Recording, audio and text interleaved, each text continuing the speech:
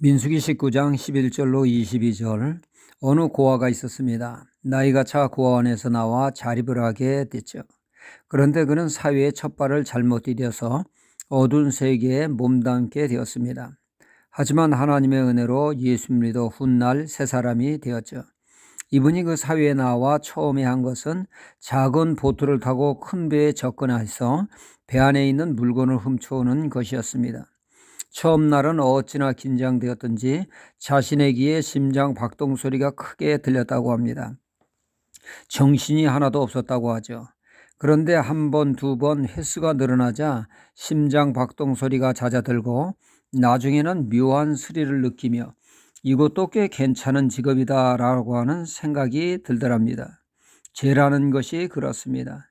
죄를 반복해서 지으면 양심의 죄에 대해서 무감각하게 되지고 둔감해져서 죄의식이 사라지게 되고, 이런 시간이 계속 지속되면 양심이 화인을 맞으면 죄 짓는 삶이 일상화되고 급기야는 죄를 합리화하게 되어집니다.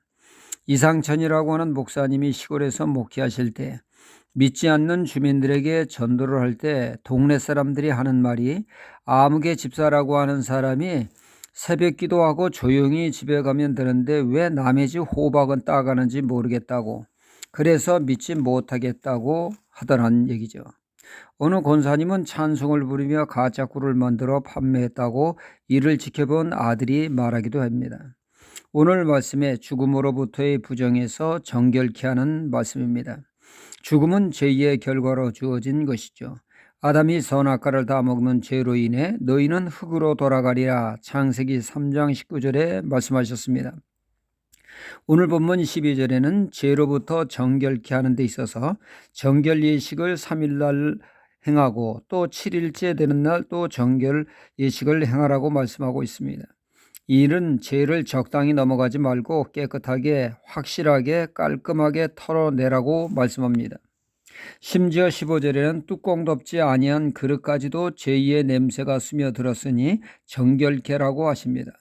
이는 죄가 아무리 작은 것일지라도 우습게 보지 말고 확실하게 제거하라고 하는 말씀이 됩니다. 우리의 삶에 어찌 보면 죄 같고 어찌 보면 아닌 것 같은 애매모호한 것들이 있습니다. 이런 것들을 대수롭지 않게 행할 때 나중에 죄로 발전할 수가 있습니다. 한마디로 신약 성경의 표현대로 말하면 악은 모양이라도 버리라고 하는 말씀이 되겠습니다. 어느 그 어머니가 그 어린 아들을 말씀으로 철저히 양육을 했습니다. 날마다 성경 암송을 시켰습니다. 어느 날 아들이 그 막대기를 가지고 담배 피우는 신용을 하고 있습니다. 그러니까 이 어린 아들이 볼 때 담배 피우며 담배 연기를 내뿜는 것이 멋져 보였는지 그 흉내를 내고 있었던 것입니다.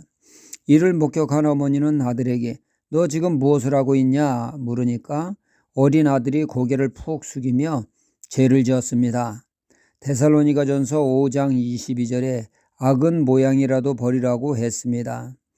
어머니는 그럼 회개해야지, 아들은 네 하고는 진지하게 회개했다고 합니다. 하나님의 백성은 죄에 대해서 민감해야 됩니다. 아니면 죄에 둔감해지게 되어집니다. 다윗은 국가의 그 1등 공신입니다. 국가의 최대 위기에서 건져낸 영웅이죠. 골리앗을 쓰러뜨림으로 그의 인기는 하늘 높이 치솟았습니다. 이에 사울왕은 위기의식을 느껴 다윗을 제거하고자 시도하지만 오히려 사울왕이 위태롭게 빠져들었죠. 오히려 다윗이 마음만 먹으면 사울왕을 제거할 수 있는 기회가 주어졌음에도 다윗은 사울왕을 죽이는 것 대신 사울왕의 겉옷을 잘랐습니다. 그 겉옷 자른 것을 다윗은 몹시 괴로워했습니다. 이 행위가 하나님 앞에 죄가 될까 해서 말이죠. 이때 다윗의 신앙은 은혜롭기 그지없었습니다. 하지만 그가 왕이 되어 영적으로 무감각해졌을 때 유부녀를 겁탈하고 그 남편을 교묘한 방법으로 죽이는 살인죄를 행하면서도 죄가 주는 쾌락에 빠져 그의 죄를 신하들도 알고 백성들도 다 아는데 정작 본인만 모르고 있습니다. 죄의식이 전혀 없습니다.